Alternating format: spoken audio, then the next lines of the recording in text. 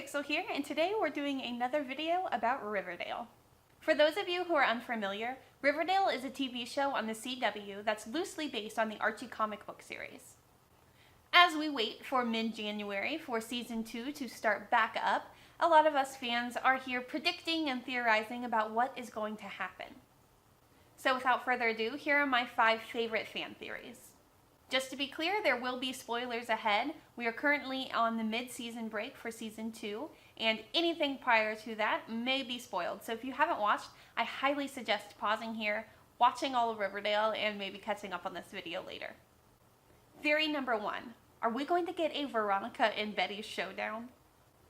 Recently, Veronica told Archie that she wasn't in love with him, and that she couldn't let herself go there with him. The two were broken up. Jughead broke up with Betty, and we witness a Barchie kiss. In Season 1, we see Betty in love with Archie, and we find out that Archie doesn't have the same feelings for her.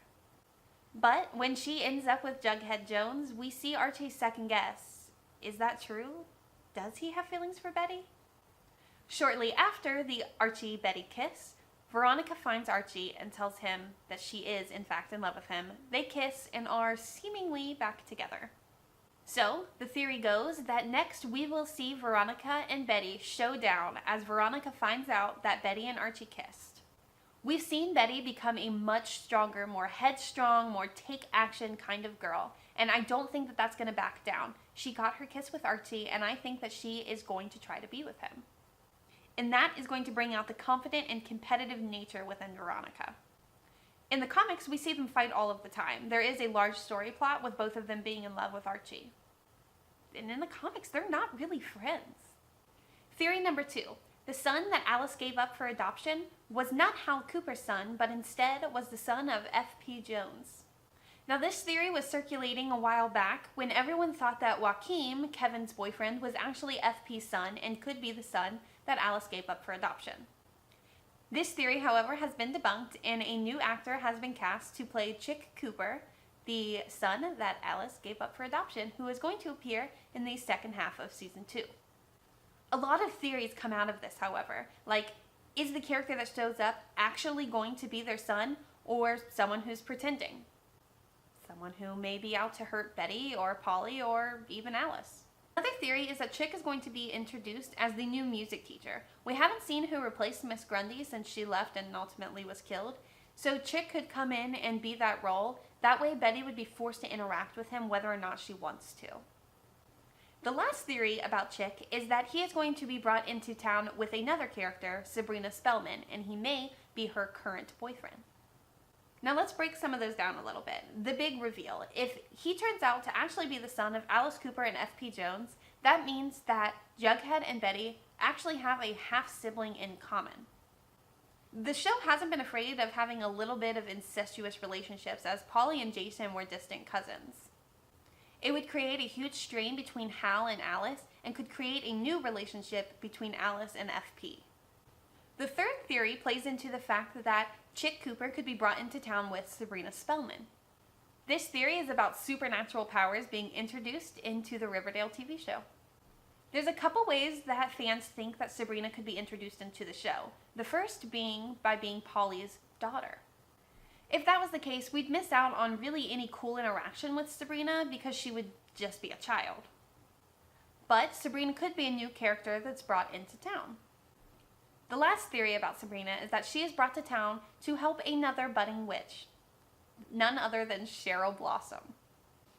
We get a glimpse of Cheryl's grandmother, who is able to predict what Polly is having, twins, before anyone knew that Polly was having twins. You could write that off as there being a lot of twins in the Blossom family, and the grandmother was just trying to say that there could be twins. The other example of Cheryl being a witch is her kiss of life to Fred after Fred had been shot and is in the hospital. Fred is seemingly dying, but we get this kiss from Cheryl and he's better. Granted, it's not like it magically made him all better. He still had a gunshot wound and was healing, but it looked like it took him off the brink of death. Theory number 4. Is Archie Andrews actually a Blossom? In Season 1, we are constantly reminded that Archie looks like Jason Blossom. After Jason dies, we get that remark from Cheryl, from friends at school, and from the Blossom family themselves. There is a huge willingness from the Blossom family to bring Archie in, both arms wrapped around him, when Cheryl started bringing him around. They let him be a part of the tapping ceremony, and they kind of just started inviting him to all of the family events. Clifford almost wanted to mentor Archie and kind of take him under his wing. This has led fans to believe that Archie is actually the son of Clifford Blossom. This theory states that Fred Andrews actually knows that Archie is a Blossom, and he and Mary, his ex-wife, adopted Archie from the Blossom family. I, however, don't see this being true. Another theory, however, is much more convincing, that his mother, Mary, is actually related to the Blossoms. When Fred is dying in the hospital, we get this odd wedding dream sequence from him. And in it, Archie is getting married. And when he looks over to Mary, his ex-wife, she winks at him and she's sitting with the Blossom family. This could be a little bit of a foreshadowing to the fact that she is related to the Blossoms, and therefore Archie is related to the Blossoms. Then there has to be what is my favorite fan theory, and it is zombies showing up in Riverdale. Riverdale's series developer is actually the creator of a comic series called Afterlife with Archie, in which there are zombies. As the series has gone on, the show is getting increasingly darker with each and every episode, so bringing in zombies isn't all that unlikely. In the Afterlife with Archie comics, Sabrina Spellman actually brings on a zombie apocalypse, and she does so because Jughead's dog, Hot Dog, ends up dying, and she tries to resurrect him. And by doing so, she actually starts a zombie apocalypse, and I can absolutely see the show taking this route. I don't, however, think that this would happen in this next half season. I think this would be probably a season 4 or 5 event that would end up ending the show.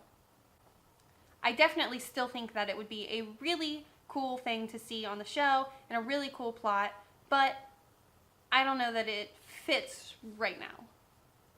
Well, I think that just about wraps up this episode. If you like this video, do me a favor and click that like button down below. And if you want to see any more content like this from me, go ahead and click that subscribe button so you don't miss any future videos.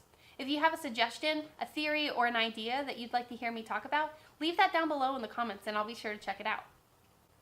As always, I'm Pixel, and I hope to catch you on my next video.